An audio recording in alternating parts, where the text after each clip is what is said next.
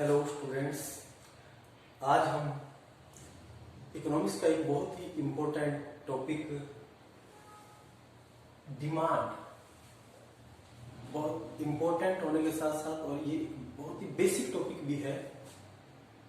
Economics जो बच्चा सीखना चाहता है तो सबसे पहले उसको जो डिमांड, हिंदी में आप कहेंगे मांग, इसके बारे में उसको पता होना चाहिए।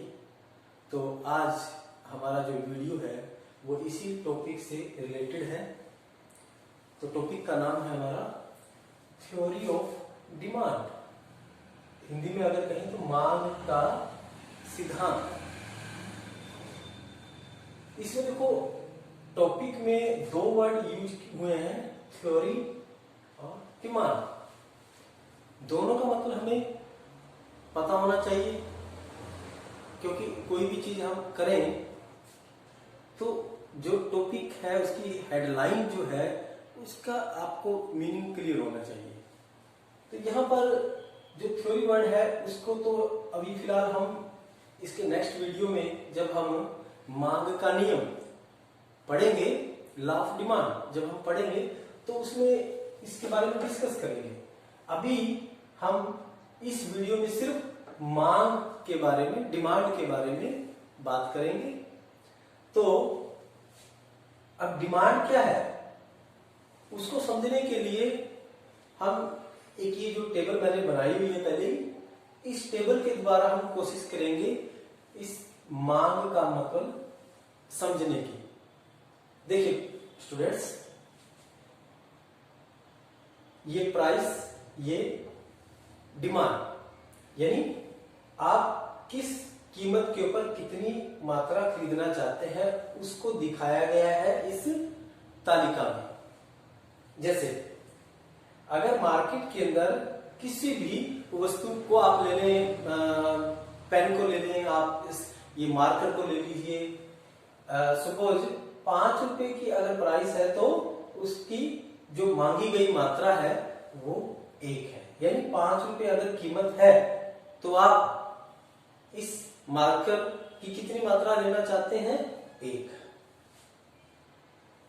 अगर कीमत कम हो जाए तो जाहिर है, एक ह्यूमन नेचर है कि जब भी आपको कोई चीज मार्केट में कम रेट पर मिलती है तो आपकी कोशिश रहती है उसको थोड़ा सा ज्यादा खरीदा जाए। तो 4 रुपए कीमत पर आप, हम मान लेते हैं कि आप उसकी 2 मात्रा खरीदना चाहते हैं, ये आपकी इच्छा है, चाहते हैं आप। 3 रुपए अगर कीमत हो जाए तो आप मात्रा को और बढ़ा दोगे, यानी कीमत कम होती जाएगी। आप जो आपके द्वारा मांगी जाने वाली मात्रा है आप उसको बढ़ाते जाओगे। तो यहीं पर ये जो मांग शब्द है उसका मीनिंग बीच में ही शामिल है यहाँ पर, वो देखिए। अब देखो स्टूडेंट्स, अब जो 5 रुपए कीमत के ऊपर आप के द्वारा मांगी गई जो मात्रा है, यानी आप कितनी मात्रा खरीदना चाहते हैं, वो है 1। तो जो ये 1 है इसको आप क्या बोलेंगे? एक पार्टिकुलर प्राइस है, एक गिवन प्राइस है, उस प्राइस के ऊपर आप मात्रा खरीदना चाहते हैं 1, तो इसको आप बोलते हैं मांगी गई मात्रा। मांगी गई मात्रा, क्वांटिटी डिमांडेड। ऐसे ही हर एक प्राइस के ऊपर जो आपके द्वारा मांगी जा रही मात्रा उसको आप क्या बोलेंगे? मांगी गई मात्रा। यानी 4 रुपए कीमत के ऊपर मांगी गई मात्रा 2 है, 3 रुपए कीमत के ऊपर मांगी गई मात्रा 3 है, 2 रुपए कीमत के ऊपर मांगी गई मात्रा 4 है। तो अब बात करते हैं मांग की। तो 2 चीजें हैं, मांगी गई मात्रा और मांग।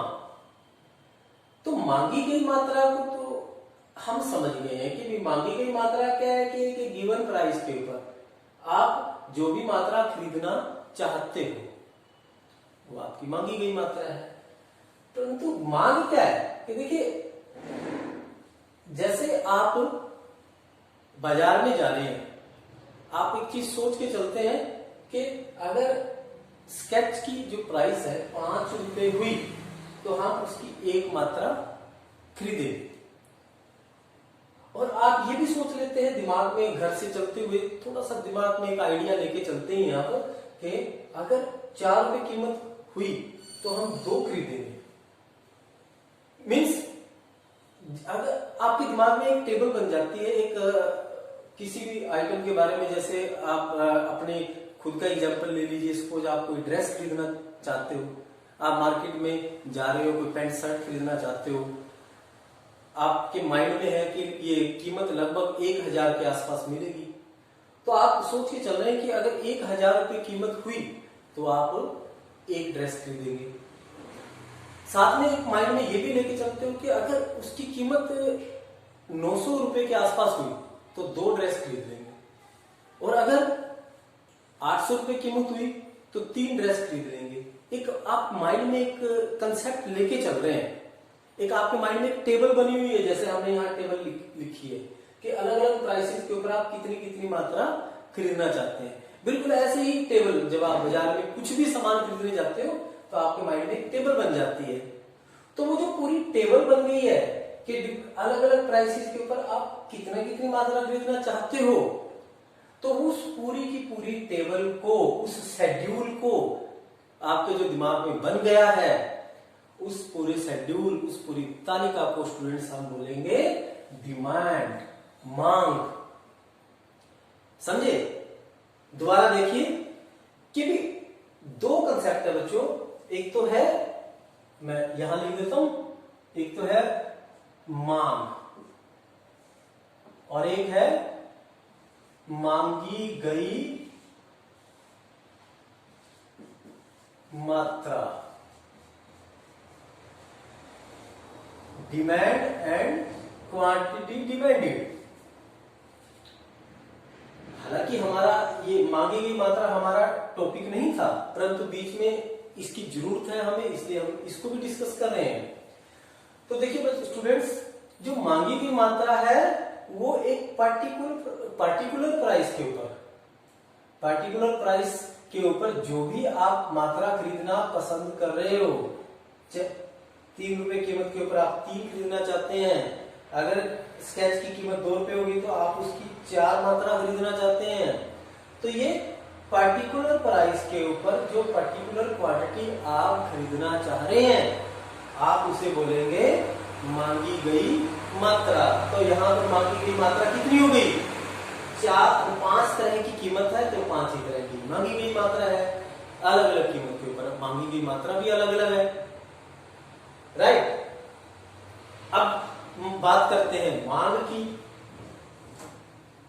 मांग कोई पर्टिकुलर प्राइस की बात नहीं करनी है हमने, और ना ही पर्टिकुलर क्वांटिटी की बात करनी है।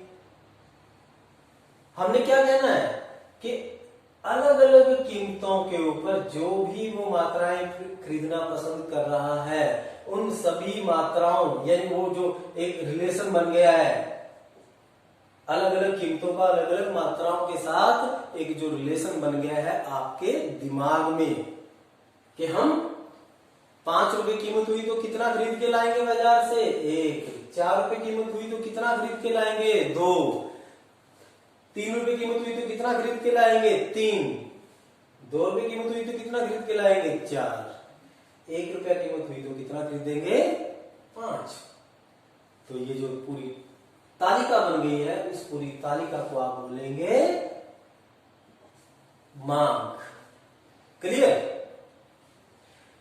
ज्यादातर जो स्टूडेंट्स हैं वो क्या मानते हैं, इसी को मांग कह देते हैं कि 3 रुपए कीमत पर हमारी मांग क्या है? 3। 2 रुपए कीमत पर हमारी मांग क्या है? 4।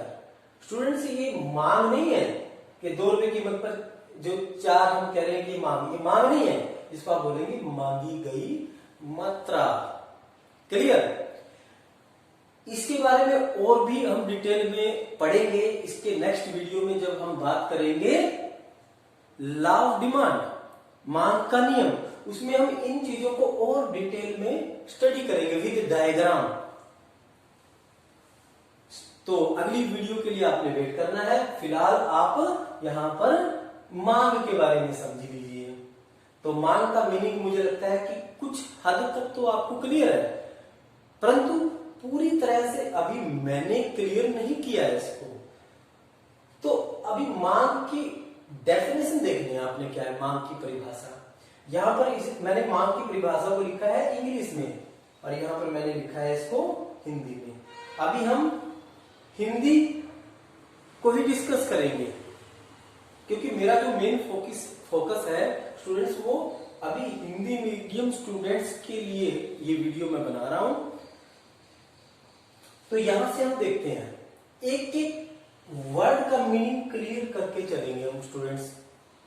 कोई भी आपको ये लगे कि मैंने यहां से ये वर्ड छोड़ दिया है जिसका मीनिंग मैंने क्लियर नहीं किया है, आप कमेंट कर सकते हैं मेरे चैनल पर। देखिए हमने क्या लिखा है, मांग किसी वस्तु की वे मात्राएं हैं। टेबल को भी साथ में डिस्कस करते चलेंगे। देखो मांग क्या है, किसी वस्तु। अब जैसे यहां पर हमने वस्तु मान लेते हैं, स्केच ले लिया, स्केच पेन, तो इसी की बात कर रहे हैं। तो वस्तु क्या होगी, स्केच पेन। तो मांग किसी वस्तु की वे मात्राएं हैं। हमने यहां एक खास बात देखनी है, क्या लिखा है, मात्राएं, मात्रा नहीं लिखा है, यानी ये क्या सिंगुलर वर्ड नहीं है, ये वर्ड क्या है, प्लूरल, बहुवचन, एक वचन नहीं है, बहुवचन है। मतलब जैसे हम पहले ही बात कर चुके हैं कि किसी एक मात्रा की बात तो कर ही नहीं रहे हम, यहां तो हम अलग अलग कीमतों पर सभी तरह की मात्राओं की बात कर रहे हैं, तो उसी को हम मांग कह रहे हैं। तो इसीलिए हमने यहां पर मात्राएं शब्द का उपयोग किया है। तो मांग किसी वस्तु की वे मात्राएं हैं जिन्हें मांग के अन्य निर्धारकों के अपरिवर्तित रहने की दशा में। अब ये चीज समझनी है कि मांग के अन्य निर्धारक तत्व क्या है। देखो स्टूडेंट्स, हाँ मैं एक बीच में आपको एक बात और बता दूं कि इसको क्लियर करने में, ये एक एक पॉइंट को क्लियर करने में जो भी हमने यहां पर लिखा है, थोड़ा सा आपको वेट करनी पड़ेगी, हिम्मत रखनी पड़ेगी, टाइम लग सकता है, परंतु मेरी नेचर है कि मैं जो भी स्टूडेंट्स के साथ डिस्कस करता हूं उसको पूरी डिटेल में जाकर हम उसको डिस्कस करते हैं। तो इसलिए आपको थोड़ा सा सब्र भी रखना पड़ेगा, परंतु मैं आपको एक गारंटी देता हूं कि अगर आप मेरे वीडियो को लास्ट तक फॉलो करोगे तो ये कंसेप्ट आपको इतना बढ़िया ढंग से क्लियर हो जाएगा कि शायद आपको किसी बुक में भी आपको इस तरीके से ना मिले।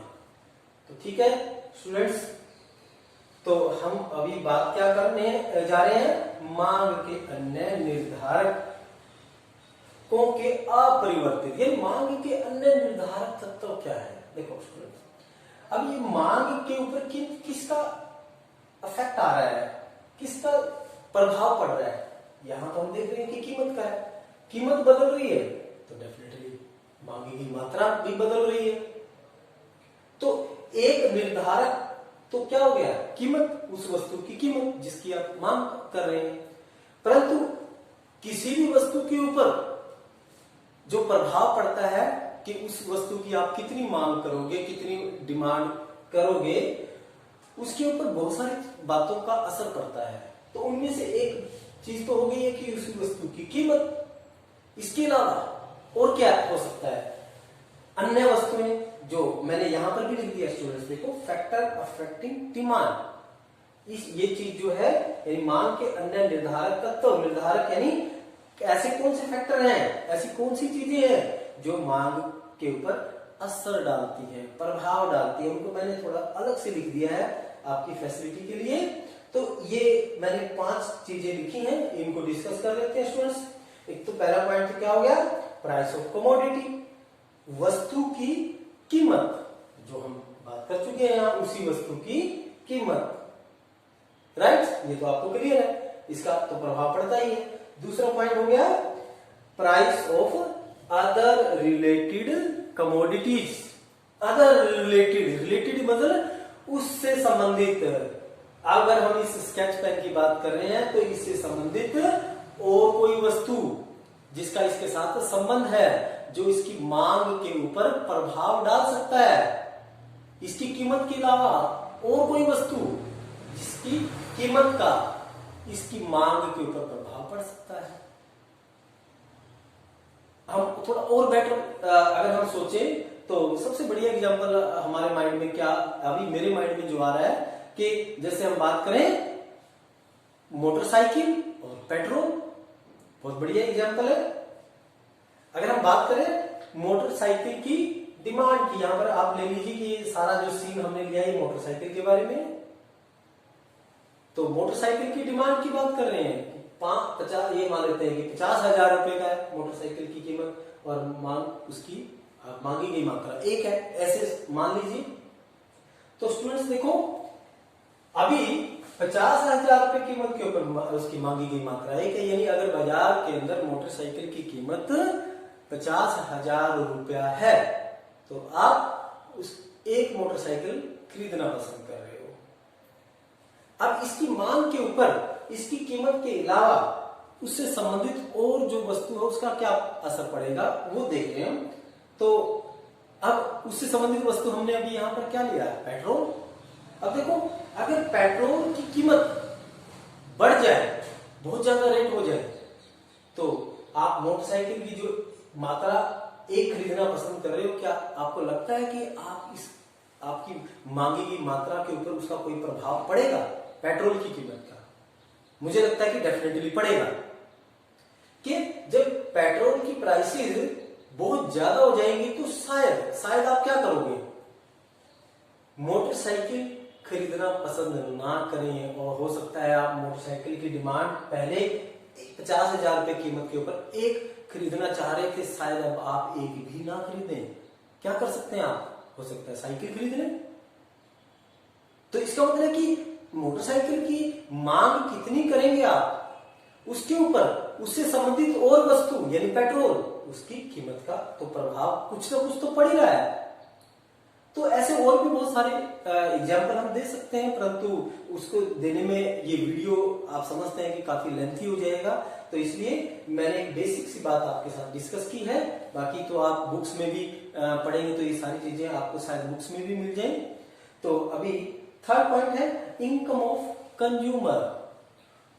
जो कंज्यूमर, जो वस्तु को खरीदने वाला है, जो अपनी सेटिस्फेक्शन के लिए, अपनी संतुष्टि के लिए जो वस्तुओं को खरीदता है, उसको आप क्या बोलते हैं, उपभोक्ता, कंज्यूमर।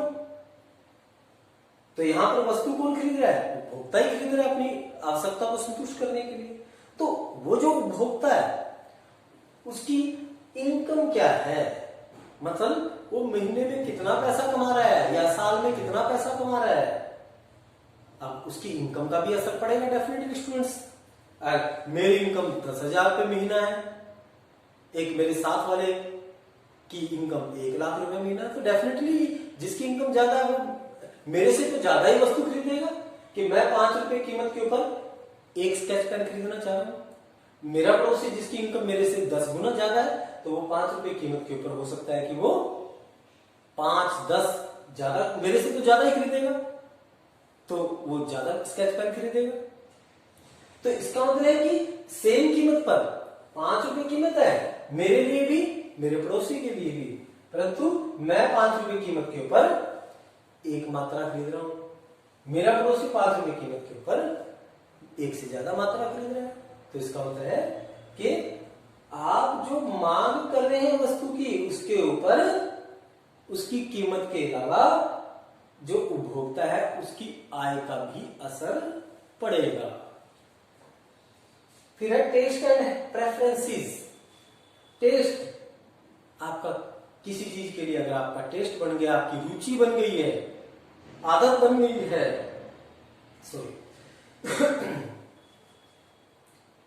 तो क्या होगा, अगर आप किसी चीज के हैबिचुअल हो गए हैं या आपको बहुत अच्छी लगने लगी है कोई चीज, तो फिर आप रेट की ज्यादा परवाह नहीं करोगे, रेट को ज्यादा वेटेज नहीं दोगे। रेट चाहे ज्यादा हो जाएगा, हो सकता है तब भी आप उसकी मात्रा ज्यादा खरीदें। इसका मतलब कीमत के अलावा टेस्ट या रुचि, आदत, उसका भी तो असर पड़ रहा है। आप किस चीज को प्रेफर कर रहे हो, तो जिस चीज को आप ज्यादा प्रेफर करोगे उसकी ज्यादा कीमत देने के लिए तैयार हो जाओगे, यानी ज्यादा कीमत पर भी आप उसकी मात्रा खरीदने के लिए तैयार हो जाओगे। इसका मतलब टेस्ट और प्रेफरेंसेस का भी असर पड़ता है किसी वस्तु की मांग के ऊपर। तो लास्ट जो मैंने यहां पर लिया है पॉइंट, एक्सपेक्टेशंस, संभावनाएं। तो स्टूडेंट्स, किसी वस्तु की मांग क्या करोगे आप, उसके ऊपर फ्यूचर में क्या संभावनाएं हैं, आने वाले समय में आपको क्या लग रहा है, क्या हो सकता है, उसका भी असर पड़ेगा। जैसे अभी जो प्रेजेंट सिनेरियो चल रहा है स्टूडेंट्स, आपको पता है लॉकडाउन का टाइम है, गवर्नमेंट की तरफ से लॉकडाउन डिक्लेयर कर रखा है। तो आपको क्या लग रहा है कि हो सकता है कि आने वाले समय में जो भी जरूरी चीजें हैं लाइफ के लिए, हो सकता है कि उसकी शॉर्टेज हो जाए। आपको लगता है कि कभी रेट ना बढ़ जाए, तो क्या कर रहे हो आप लोग, आप अभी चाहे रेट 5 है, पहले तो आप लॉकडाउन से पहले तो 5 रुपए कीमत के ऊपर एक ही खरीदना चाह रहे थे, परंतु अब 5 रुपए कीमत पर एक से ज्यादा खरीदना पसंद कर रहे हो। आपको लगता है कि कभी बाद में ना मिले, बाद में दिक्कत हो जाए, हमें जरूरत पड़ गई तो क्या करेंगे, तो क्यों ना अभी 5 रुपए कीमत के ऊपर ज्यादा मात्रा खरीद लो, 3, 4, 5 कुछ भी खरीद लें। जो नेसेसरी आइटम है स्टूडेंट्स, राशन से संबंधित जो चीजें हैं, गेहूं, चावल, दाल, चीनी, ये तो हमने देखा ही है। जब मोदी जी ने फर्स्ट डे जब लॉकडाउन अनाउंस किया, तो आपने देखा होगा उसी दिन रात के समय जो किराने की दुकानें थी उन पे रस बहुत ज्यादा हो गया, पूरी मारामारी हो गई चीजों की। कोई भी ग्राहक दुकानदार से रेट नहीं पूछ रहा था, दुकानदार चाहे कोई कुछ भी रेट लगाए, बस उनको तो चीजें चाहिए। तो इसका मतलब है कि उस वक्त कीमत की नहीं, एक्सपेक्टेशन की इंपॉर्टेंस थी। उनको लग रहा था कि आने वाले समय में रेट बढ़ेंगे, इसलिए चाहे कीमत कुछ भी है, पहले अगर आप एक की मांग कर रहे थे, आप उससे ज्यादा की कर रहे हो। तो इसका मतलब एक्सपेक्टेशन का भी असर पड़ रहा है स्टूडेंट्स। ठीक है स्टूडेंट्स, तो मुझे लगता है कि ये चीज आपको क्लियर हो गई है। अब दोबारा फिर आ जाते हैं हम अपनी डेफिनेशन के ऊपर। तो हमने क्या पढ़ा, मांग किसी वस्तु की वे मात्राएं हैं जिन्हें मांग के अन्य निर्धारकों, यानी ये सारे क्या हो गए, मांग के कीमत के अलावा अन्य निर्धारक, सॉरी ये वाले, क्योंकि पहला तो क्या हो गया, मेन फैक्टर हो गया जो उसको प्रभावित करेगा, पहले को छोड़कर बाकी के दे दीजिए, अन्य जितने भी हैं। तो अन्य निर्धारकों के अपरिवर्तित रहने की सिचुएशन में, यानी अन्य जितने भी फैक्टर हैं जो मांग को प्रभावित कर सकते हैं, उनको हम क्या मान रहे हैं यहाँ पर, अपरिवर्तित। हम मान रहे हैं कि अन्य जो चीजें हैं ना, संबंधित है, उनकी कीमत के ऊपर में कोई चेंज नहीं आ रहा, कंज्यूमर की जो इनकम है उसमें कोई चेंज नहीं आ रहा, जो टेस्ट और प्रेफरेंसेस जो है वही है, उनमें कोई बदलाव नहीं है, एक्सपेक्टेशन संभावनाएं हैं तो उनमें कोई चेंज नहीं है। मतलब जो वर्तमान में चल रहा है बस वही, उसी सिचुएशन में हम देख रहे हैं कि सिर्फ अगर कीमत में परिवर्तन आए, उस वस्तु की कीमत में परिवर्तन आए तो क्या होगा। क्योंकि देखो स्टूडेंट्स, एक्चुअल में तो ये सारी चीजें ही वेरिएबल है, सभी में चेंज आ रहा है। हम ऐसा तो नहीं कह सकते हैं कि जब इसकी कीमत में परिवर्तन आया तो उसकी इनकम में परिवर्तन नहीं आ सकता, आ सकता है, आता भी है।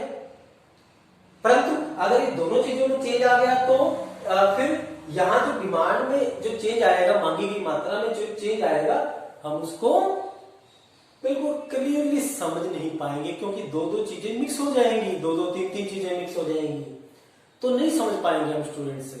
इसलिए हमने इसको थोड़ा सा आसान करने के लिए हमने मान लिया कि बाकी चीजें एक साइड में रख दी। हमने मान लिया कि इनका तो कोई असर पड़ता ही नहीं है, जबकि एक्चुअल में तो पड़ता है इनका असर। तो हम सिर्फ यहां पर उस वस्तु की कीमत का ही असर देख रहे हैं। तो इसलिए हमने यहाँ पर लिख दिया है कि मांग के अन्य निर्धारकों के अपरिवर्तित रहने की दशा में, या इसको आप ऐसा भी लिख सकते हैं जैसे मैंने ब्रैकेट के अंदर ये डाला है, अन्य बातें समान रहने पर, यानी अन्य बातें कि उस वस्तु की कीमत के अलावा अन्य जितनी भी चीजें हैं सबको हमने मान लिया समान, मतलब कोई बदलाव नहीं है उसके अंदर। तो कई जगह हमें बुक में ये लिखा मिलेगा, कई जगह हमें ये निर्धारक तत्व लिखा मिलेगा, तो उसमें कंफ्यूजन नहीं होना चाहिए आपको। तो इसलिए मैंने डेफिनेशन के अंदर ये वर्ड भी लिख दिया है। ठीक है स्टूडेंट्स, तो अन्य निर्धारकों के अपरिवर्तित रहने की दशा में एक निश्चित समय में, अब ये एक निश्चित समय में, अब इसको समझना है कि इसका क्या मतलब है। जब ये एक एक चीज समझ में आ जाएगी तो आप लास्ट में आप पाओगे कि हमें तो मांग का मतलब बिल्कुल से समझ में आ गया है। तो इसलिए अब एक एक चीज को समझना जरूरी है स्टूडेंट्स। एक निश्चित समय में, अब देखो स्टूडेंट्स, अब जो आप डिफरेंट प्राइसेस के ऊपर आप डिफरेंट जो मांग की मात्रा, यानी मांगी गई मात्रा आपकी जो है अलग अलग कीमत के ऊपर, तो इसमें समय का भी असर पड़ता है। जैसे मैं यहां पर ये स्केच पेन की बजाय यहां पर सपोज मैं बात करूं आइसक्रीम की बात अगर करूं कि आइसक्रीम की कीमत 5 रुपए है, 5 रुपए कीमत के ऊपर आप एक पसंद कर रहे हो, 4 रुपए कीमत के ऊपर आप 2 आइसक्रीम खरीदना पसंद कर रहे हो। तो अगर आपको रेडी वाला बोलता है कि सर 3 रुपए लगा लेंगे, तो आप कहते हैं कि चलो 3 दे दीजिए। कई बार आप ही रेडी वाले को बोल देते हैं कि अगर 2 रुपए कीमत लगाओगे तो हम 4 खरीद लेंगे। इसका मतलब कीमत कम होने पर आप ज्यादा खरीदना पसंद करते हो। तो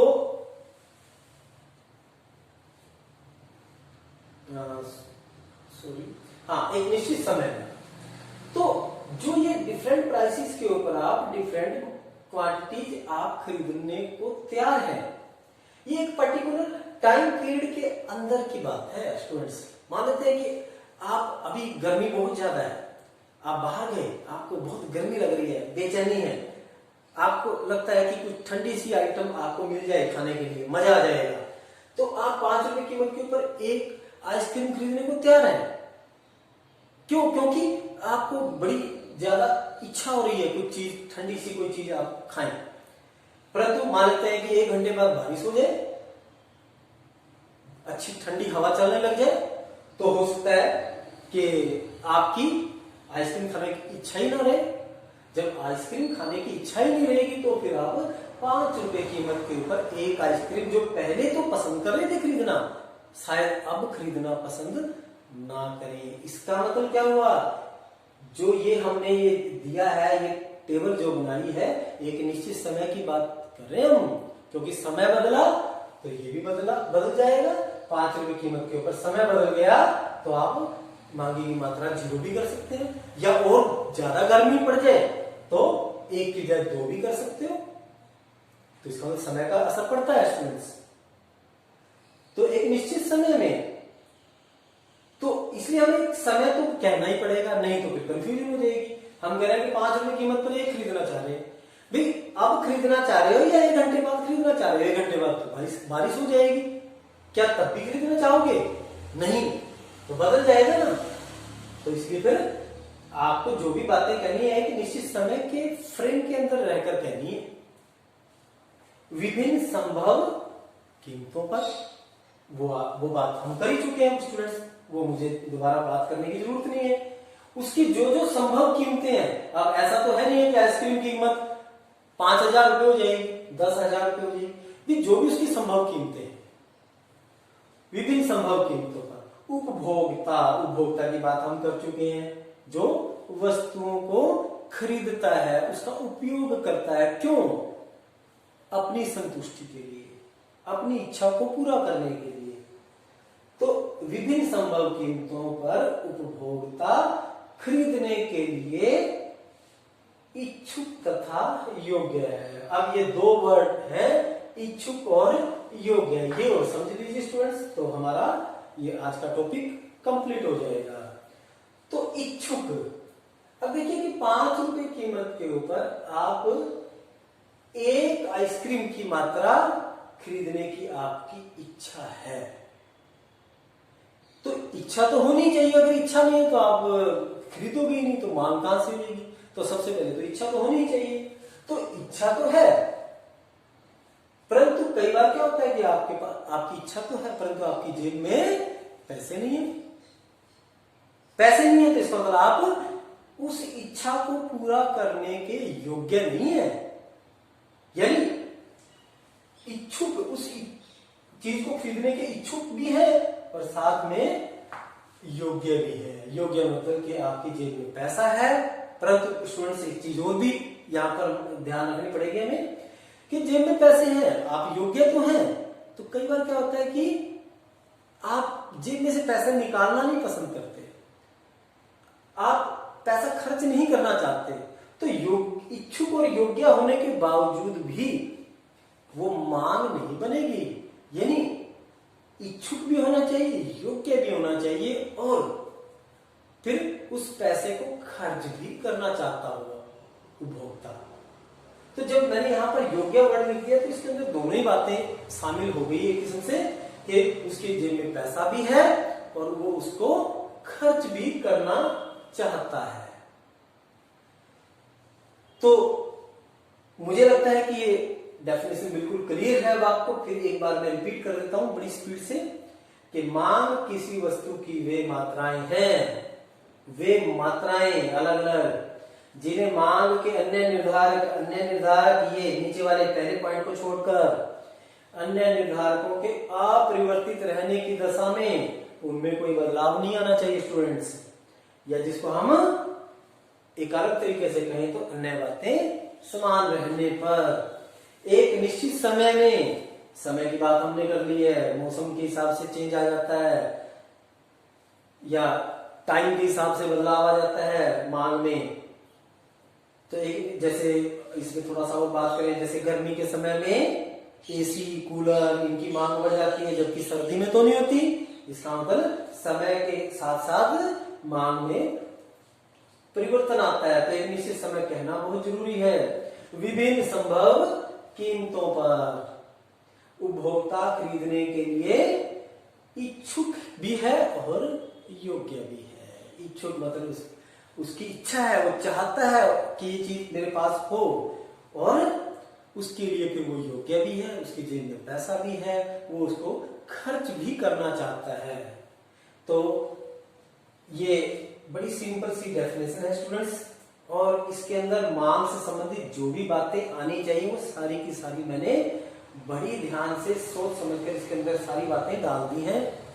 तो उम्मीद कर रहा हूं कि स्टूडेंट्स आपको मांग का अर्थ आपको बिल्कुल अच्छे से समझ में आ गया है। तो अब मैं भी आपसे चाहता हूं फेवर कि अगर आपको ये चीज अच्छी लगे, आपको पसंद आए, तो मेरा चैनल है कॉमर्स एंड इकोनॉमिक क्लासेस, आप उसको लाइक करें, सब्सक्राइब करें, ताकि मुझे और हौसला मिले, मुझे अच्छा लगे, हिम्मत मिले मुझे, ताकि मैं और वीडियो आपके लिए जल्दी से जल्दी बनाकर आपके पास भेजता रहूं। तो ठीक है, ओके स्टूडेंट्स, नेक्स्ट वीडियो के लिए आप वेट करें। Thank you.